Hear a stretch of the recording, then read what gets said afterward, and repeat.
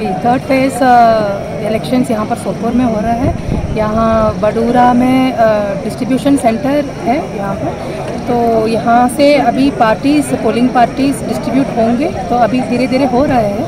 तो अपने अपने पोलिंग बूथ्स पे ही पहुँचेंगे, तो उसके लिए सारे सिक्योरिटी की साइड से अरेंजमेंट्स हमने किया गया है। तो 3 टायर सिक्योरिटी अरेंजमेंट्स हमने किया है, तो उसी में जेके पुलिस, जेके आर्म्ड पुलिस और बाकी सीएपीएफ से भी पर्सनल है काम करने के लिए। तो हमारा पूरा तैयारी है इस इलेक्शन को फेस करने की। कोई ऐसा पोलिंग ऑलमोस्ट सोपोर में सारे पोलिंग लोकेशंस है, क्रिटिकली है, तो उसी हिसाब से हमारा सिक्योरिटी किट हमने टाइट करके रखे हैं। हमारा इंतजाम से बहुत अच्छा से रखा है।